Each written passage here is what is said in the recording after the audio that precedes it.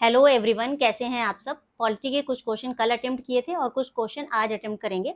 लेकिन पॉलिटी एक ऐसा सब्जेक्ट है जो कोई भी एग्जाम हो, चाहे वनडे एग्जाम हो या फिर कोई भी एग्जाम हो, उस एग्जाम में इससे रिलेटेड क्वेश्चन आते ही हैं। सबसे ज्यादा वेटेज इसी का देखा जाता है। चलिए शुरू करते हैं। तो पहला क्वेश्चन है, भारत का संविधान कितने अनुच्छेदों और अनुसूचियों के साथ प्रारंभ हुआ था। तो भारत का जो संविधान है, पूछा क्वेश्चन ये जा रहा है कि जब भारत का संविधान लागू हुआ था 26 जनवरी 1950 को, तो कितने अनुच्छेद थे और कितनी अनुसूची थी उस टाइम। तो जब प्रारंभ हुआ था तो 395 अनुच्छेद थे और 8 अनुसूची थी। बाद में अमेंडमेंट होते गए, संविधान संशोधन होते गए और संविधान संशोधन के माध्यम से टोटल अभी 448 अनुच्छेद हो गए हैं, आर्टिकल हो गए हैं और 12 अनुसूचियां हो गई हैं, 12 शेड्यूल हो गई हैं। तो अभी राइट क्वेश्चन का राइट आंसर क्या हो जाएगा, 395 और 8 अनुसूचियां। लेकिन करंट में कितने हैं ये आपको ध्यान रखना है, 448 और 12 शेड्यूल है। नेक्स्ट क्वेश्चन देख लेते हैं। राष्ट्रपति महाभियोग प्रक्रिया कहां से प्रारंभ हो सकती है। तो राष्ट्रपति की जो महाभियोग प्रक्रिया है वो कहां से प्रारंभ हो सकती है, केवल लोकसभा से, केवल राज्यसभा से, किसी भी सदन से, केवल न्यायपालिका से। तो सबसे पहले एलिमिनेट ऑप्शन नहीं होगा ये। दूसरा ऑप्शन क्या, पहला ऑप्शन क्या आ रहा है, केवल लोकसभा से या केवल राज्यसभा से। तो ये कहीं से भी स्टार्ट हो सकती है। राष्ट्रपति का जो महाभियोग प्रक्रिया स्टार्ट होना है वो लोकसभा या राज्यसभा। तो राइट आंसर क्या हो जाएगा, किसी भी सदन से। नेक्स्ट क्वेश्चन देख लेते हैं। नेक्स्ट क्वेश्चन है, राष्ट्रपति महाभियोग प्रस्ताव पारित करने के लिए किस बहुमत की आवश्यकता होती है। तो कल बताया था आपको सबसे जटिल बहुमत कौन सा है, आर्टिकल 61 वाला, जहां पर महाभियोग के बारे में बताया गया। तो आर्टिकल 61 अगर राष्ट्रपति को महाभियोग के माध्यम से हटाना है तो कौन सा विशेष बहुमत होगा, विशेष बहुमत भी है लेकिन विशेष बहुमत कौन सा वाला, कुल सदस्य संख्या का। ध्यान रखना है, कुल सदस्य संख्या का कितना होगा, 2/3। कुल सदस्य संख्या का 2/3 होगा। ठीक है, नेक्स्ट क्वेश्चन देख लेते हैं।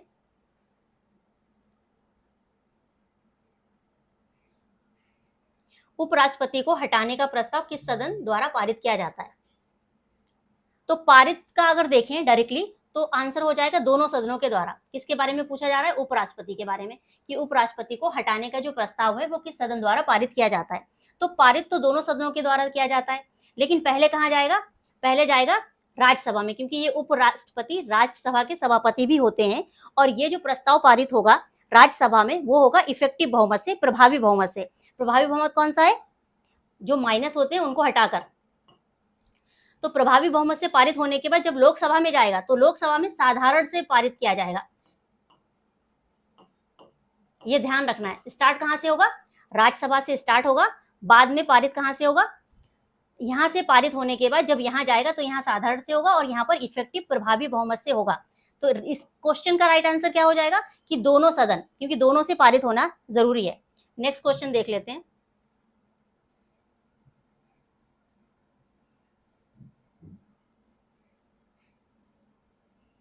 उपराष्ट्रपति को हटाने का प्रस्ताव पारित करने के लिए किस बहुमत की आवश्यकता होती है।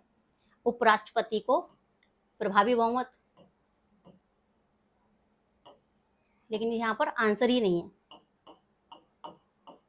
इसका राइट आंसर क्या हो जाएगा,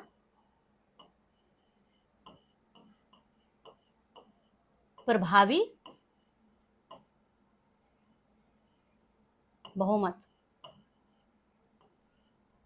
नेक्स्ट क्वेश्चन देख लेते हैं।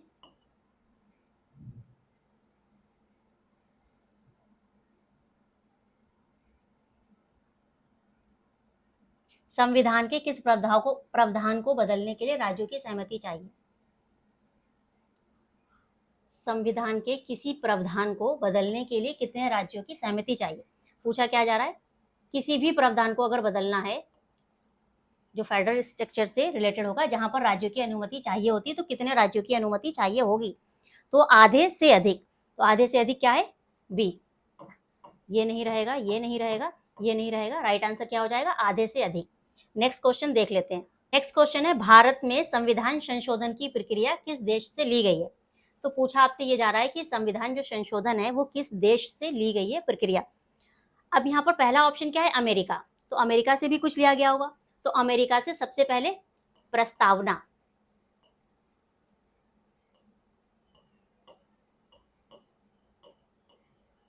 प्रस्तावना ली गई है। प्रस्तावना के साथ साथ दूसरा क्या लिया गया है, मौलिक अधिकार से। तीसरा क्या लिया गया है, इंडिपेंडेंट जुडिशरी, मतलब न्यायपालिका की स्वतंत्रता। ये कहाँ से ली गई है, न्यायपालिका की स्वतंत्रता भी अमेरिका के संविधान से ली गई है। इसके अलावा जो राष्ट्रपति पर महाभियोग लगता है, अभी जो आर्टिकल 61 पढ़ा है राष्ट्रपति महाभियोग के बारे में, ये भी अमेरिका के संविधान से लिया गया है। इसके अलावा क्या लिया गया है, शक्तियों का बंटवारा। जो शक्तियां होती हैं वो 3 तरीके से सरकार की शक्तियों को बांटा गया है। कैसे कैसे, सबसे पहला दिया गया है कार्यपालिका के बारे में, कि कार्यपालिका अलग काम करेगी।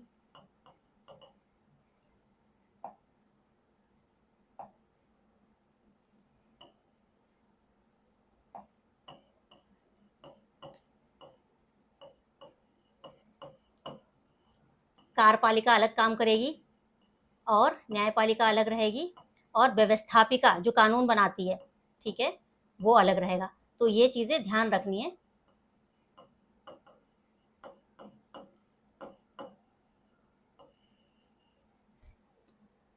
इसके अलावा प्रस्तावना, फंडामेंटल ड्यूटीज, इंडिपेंडेंट जुडिशरी और स्वतंत्र न्यायपालिका, एक सबसे इंपॉर्टेंट चीज जो अभी यहाँ पर रह गई वो है न्यायिक समीक्षा।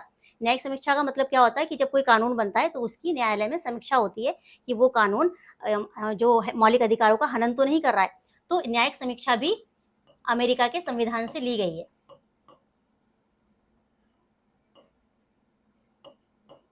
ये ध्यान रखना है। नेक्स्ट है दक्षिण अफ्रीका। तो दक्षिण अफ्रीका संविधान संशोधन यहीं से लिया गया है। नेक्स्ट है जर्मनी। अब जर्मनी से क्या लिया गया है, तो जर्मनी से आपातकाल लिया गया है। जो इमरजेंसी है वो कहाँ से ली गई है, जर्मनी के संविधान से ली गई है। अब कितने तरीके का आपातकाल होता है, पहला आपातकाल जिसे बोलते हैं नेशनल इमरजेंसी या फिर राष्ट्रीय आपातकाल। कौन सा आर्टिकल आ जाएगा, आर्टिकल 352। दूसरी इमरजेंसी कौन सी होती है, जिसे बोलते हैं प्रेसिडेंट रूल या फिर राज्य में आपातकाल। ये आर्टिकल कौन सा आएगा, आर्टिकल आएगा 356। नेक्स्ट इमरजेंसी कौन सी होती है,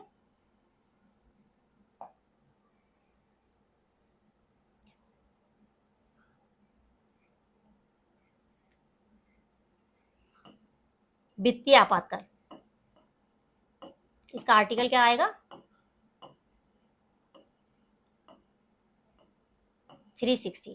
तो ये 3 तरीके की इमरजेंसी होती है। पहली इमरजेंसी जो नेशनल इमरजेंसी है वो 3 बार लग चुकी है भारत में। दूसरी इमरजेंसी ये तो कई बार लग चुकी है अलग अलग राज्यों में, और वित्तीय इमरजेंसी अभी तक नहीं लगी। नेक्स्ट ऑप्शन है ब्रिटेन। तो ब्रिटेन से क्या लिया गया है, तो ब्रिटेन से लिया गया है संसदीय शासन प्रणाली। संसदीय शासन प्रणाली के साथ साथ विधि का शासन। ये 2 बातें ध्यान रखनी है, ब्रिटेन के संविधान से ली गई हैं, विधि का शासन और संसदीय शासन प्रणाली। नेक्स्ट क्वेश्चन देख लेते हैं। राज्यसभा के उपसभापति को हटाने के लिए किस प्रकार का बहुमत चाहिए, अभी तो ये क्वेश्चन देखा ही है। राज्यसभा के उपसभापति को कैसा प्रभावी बहुमत चाहिए, यहां पर भी क्वेश्चन में आंसर ही नहीं है।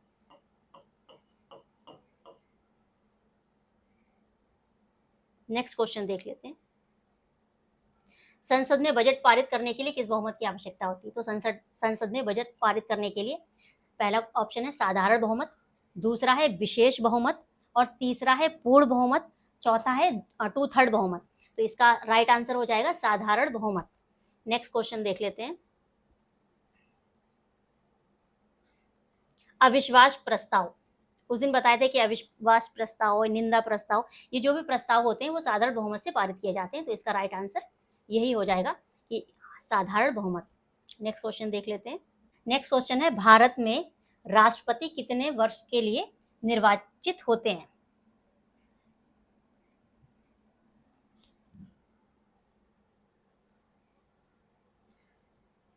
सबसे पहले राष्ट्रपति के बारे में कहां पर दिया गया, तो राष्ट्रपति के बारे में कॉन्स्टिट्यूशन के आर्टिकल 52 से लेकर 62 तक बताया गया है। तो सबसे पहले देखते हैं 52 से 62। 52 में क्या बताया गया है, 52 में बताया गया उनके पद के बारे में, राष्ट्रपति पद के बारे में। फिर आ जाता है 53। 53 में बताया गया है उनकी कार्यपालिका जितनी भी शक्ति होगी वो राष्ट्रपति में निहित होगी।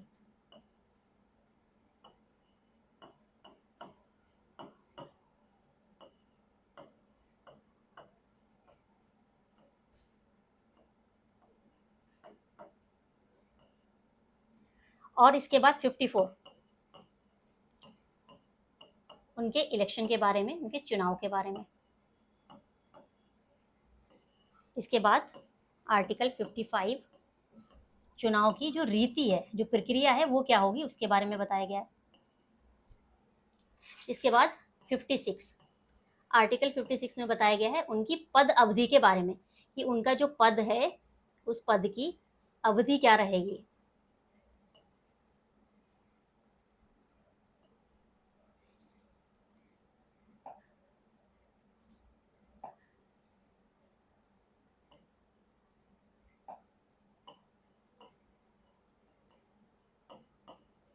तो इनकी पद अवधि कितनी वर्ष के लिए रहेगी?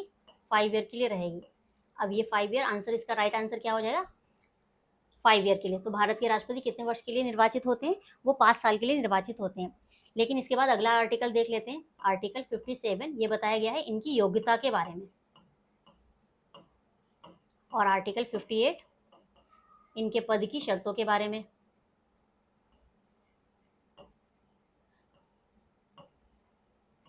आर्टिकल 59 इनके पुनर्निर्वाचन के बारे में कि इनको दोबारा इलेक्ट किया जा सकता है।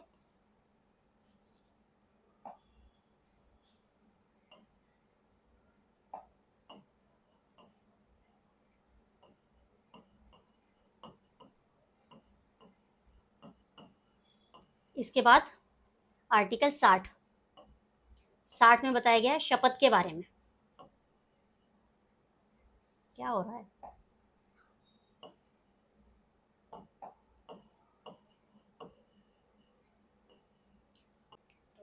नेक्स्ट है 61। 61 में कितनी बार पढ़ चुके हैं? महाभियोग।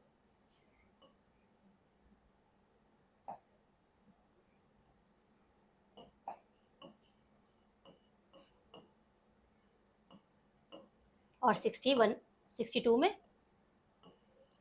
अगर पद खाली हो गया, अगर उन्होंने रिजाइन दे दिया या फिर पद पर रहते हुए डेथ हो जाती है राष्ट्रपति की, तो उस कंडीशन में क्या होगा कि इलेक्शन 6 महीने के अंदर कराना होगा। लेकिन यहाँ पर एक बात और याद रखनी है कि इनसे रिलेटेड 2 आर्टिकल और इम्पोर्टेंट हैं। तो वो जो 2 आर्टिकल हैं वो कौन कौन से हैं? पहला तो है 72 में क्या बताया गया है?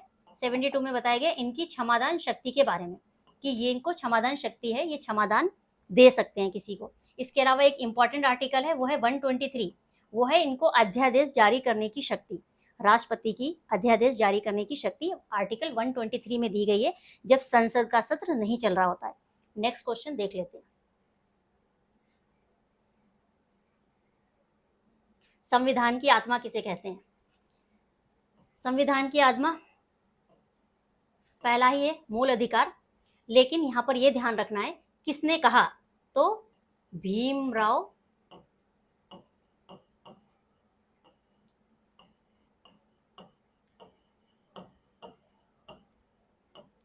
अंबेडकर ने इसको मेनली क्या कहा है? 32 आर्टिकल को कहा है। अब 32 जो आर्टिकल है वो किसका है? मूल अधिकार का। तो ऑप्शन को देखते हुए टिक लगाना है। अगर आर्टिकल 32 आएगा तो डायरेक्ट आर्टिकल 32 को इन्होंने हार्ट एंड सोल कहा है, तो हार्ट एंड सोल ये आ जाएगा आर्टिकल 32। बट ऑप्शन में सिर्फ और सिर्फ मूल अधिकार दिया हुआ है, तो राइट आंसर ये हो जाएगा। एलिमिनेट कर देते हैं बाकी क्वेश्चन को, ये नहीं होंगे। नेक्स्ट क्वेश्चन देख लेते हैं।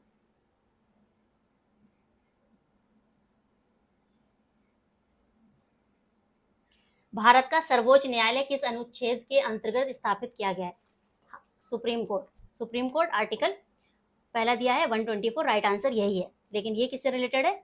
संविधान संशोधन से रिलेटेड है। ये अभी मैंने आपको बताया। आपातकाल, ये कौन सा वाला आपातकाल होगा? प्रेसिडेंट रूल, यानी कि राज्य में आपातकाल। लास्ट है आर्टिकल 370 जो अभी हटा दिया गया है, एबॉलिश कर दिया गया है, जो जम्मू कश्मीर से रिलेटेड था। नेक्स्ट क्वेश्चन देख लेते हैं। ध्यान, किस संविधान से संसदीय शासन प्रणाली का प्रावधान लेता है? तो ऑप्शन क्या दिए गए हैं? सबसे पहला है अमेरिका, दूसरा है ब्रिटेन, तीसरा है कनाडा और लास्ट है रूस। तो सबसे पहले अभी क्या देखा था कि अमेरिका के संविधान से देख लिया है कि क्या क्या लिया गया है, और संसदीय शासन प्रणाली का भी अभी मैंने आपको बताया कि ब्रिटेन से ली गई है। तो राइट आंसर तो यहाँ पर हो जाएगा ब्रिटेन। अमेरिका को देख लिया है, कनाडा को देख लेते हैं, कनाडा से पहले देखते हैं रूस को। रूस से क्या लिया गया है? फंडामेंटल ड्यूटीज, जो मौलिक कर्तव्य हैं वो सोवियत संघ यूएसएसआर के संविधान से लिए गए हैं, जो अभी बाद में बदलकर जिसका नाम क्या हो गया है? डिवाइडेशन हुआ है, और वहां पर अभी राइट आंसर क्या होगा? रूस। नेक्स्ट कनाडा से देख लेते हैं कि क्या क्या लिया गया है। तो यहाँ पर लिया गया है सबसे पहले तो राष्ट्रपति ले सकते हैं परामर्श सुप्रीम कोर्ट से, जहाँ पर आर्टिकल 143 के अकॉर्डिंग। तो जो राष्ट्रपति परामर्श लेते हैं सुप्रीम कोर्ट से, उनको मानना जरूरी नहीं है, वो सिर्फ सलाह ले सकते हैं। तो उनकी सलाह लेने की जो शक्ति है, जो पावर है, वो कहाँ से ली गई है? यहाँ से ली गई, कनाडा से। इसके अलावा एक और है ऑप्शन, अवशिष्ट शक्तियां। अवशिष्ट शक्तियां, ये होता क्या है? अवशिष्ट शक्तियों का मतलब होता है कि कुछ सब्जेक्ट ऐसे होते हैं जिस पर केवल राज्य कानून बनाता है, और कुछ ऐसे होते हैं जिस पर केवल संघ कानून बनाता है, और कुछ ऐसे होते हैं जो समवर्ती सूची में होते हैं। लेकिन इसके अलावा अगर कोई भी सब्जेक्ट आ जाता है जिस पर कानून बनाने की जरूरत है, तो वो पावर किसके पास होगी? वो सिर्फ और सिर्फ सेंटर के पास होगी, केंद्र के पास होगी। तो उसे बोलते हैं अवशिष्ट शक्ति की जो पावर है वो कहाँ से ली गई है? कनाडा के संविधान से ली गई है। इसके अलावा राज्यपाल की जो नियुक्ति का प्रावधान है वो भी कनाडा के संविधान से लिया गया है। नेक्स्ट क्वेश्चन देख लेते हैं।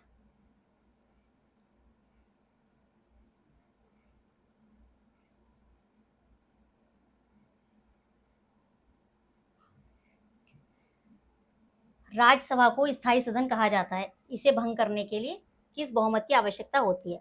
तो राज्यसभा को स्थायी सदन कहा जाता है। स्थायी सदन का मतलब ये कि जो कभी भंग नहीं हो सकता, तो किसी भी बहुमत की आवश्यकता नहीं होगी। साधारण बहुमत नहीं, विशेष बहुमत नहीं, इसे भंग नहीं किया जा सकता। This is right answer. और राष्ट्रपति का बहुमत कुछ भी नहीं जरूरत। तो राइट आंसर क्या हो जाएगा? इसे भंग नहीं किया जा सकता। नेक्स्ट क्वेश्चन देख लेते हैं। राज्यसभा के उपसभापति को हटाने का जो प्रस्ताव है वो किसके पास जाता है? अभी मैंने आपको बताया प्रस्ताव किसके पास जाएगा? पहले राज्यसभा के पास जाएगा, प्रभावी बहुमत से पारित करना जरूरी है। पारित होने के बाद लोकसभा में जाएगा, और लोकसभा को साधारण बहुमत से पारित करना जरूरी है। नेक्स्ट क्वेश्चन देख लेते हैं। नेक्स्ट क्वेश्चन है, भारत में सर्वोच्च न्यायालय के निर्णय किस बहुमत से दिए जाते हैं? अब सर्वोच्च न्यायालय के निर्णय देने के लिए क्या होता है कि एक कमेटी बनाई जाती है, जिसे बेंच भी कहते हैं। ये होती है बेंच ऑड संख्या में। ऑड संख्या कैसे होती है? या तो 3 की होगी, या 5 की होगी, या फिर आपकी 7 की होगी, या 9 की होगी। ऐसे बेंचेस बनाई जाती हैं। तो इन बेंचेस में क्या होता है कि जिसको बहुमत मिलेगा उसके अकॉर्डिंग सारे सबूतों को देखने के बाद जब बहुमत आ जाता है, उस बहुमत के आधार पर ही निर्णय दिया जाता है। तो 3 होंगे, 2 एक पक्ष में होंगे, एक पक्ष में होगा। तो यहाँ पर राइट आंसर क्या हो जाएगा कि बहुमत से, भले ही सर्वसम्मति ना हो। अगर बहुमत मिल गया, 7 की बेंच बनाई गई है, 7 में अगर 4 इधर हैं और 3 इधर हैं, तो आंसर कौन सा माना यहाँ पर जो जजमेंट है वो कौन सा माना जाएगा? वो 4 वाला जजमेंट माना जाएगा, भले ही सर्वसम्मति मिले या ना मिले। नेक्स्ट क्वेश्चन देख लेते हैं।